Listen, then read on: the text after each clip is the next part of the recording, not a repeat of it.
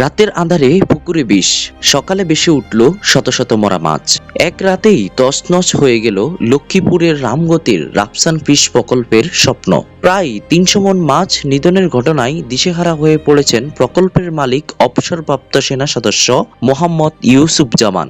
সোমবার ২৪শে আগস্ট গভীর রাতে উপজেলার চরগাজী ইউনিয়নের আসিয়া মার্কেট সংলগ্ন ওই মৎস্য প্রকল্পের পুকুরে কে বা কারা বিষ প্রয়োগ করে বলে অভিযোগ উঠেছে। মঙ্গলবার সকালে পুকুরে গিয়ে বিষয়টি দেখতে পান প্রকল্পের মালিক। তার দাবি, বিষের প্রভাবে পুকুরের প্রায় ৩০০ মনের বেশি মাছ মারা গেছে। এসব মাছের বাজার মূল্য ৫০ লাখ টাকারও বেশি হলেও তার হিসাবে আর্থিক ক্ষতির পরিমাণ ৩০ লাখ টাকারও বেশি। মোহাম্মদ ইউসুফজামান বলেন, আমার সঙ্গে কারো কোনো বিরোধ নেই। কে বা কারা গভীর রাতে পুকুরে বিষ প্রয়োগ করেছে তা জানি না। কারো বিরুদ্ধে আমার কোনো অভিযোগও নেই। ঘটনার পর স্থানীয়দের মধ্যে উদ্বেগ দেখা দিয়েছে।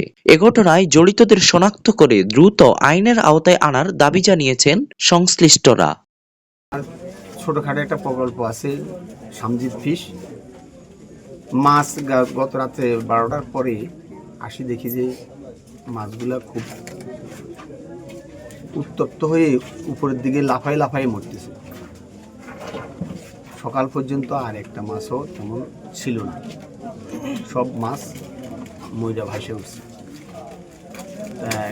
আমি কাউকে সন্দেহ করি বা করি না এটা আমি নিজে দেখি নাই। মাছ মারা যাওয়ার একটা সিস্টেম আছে, এখন সেটা এখন উদ্ঘাটন করার মতো আমার পক্ষে সম্ভব হয়নি।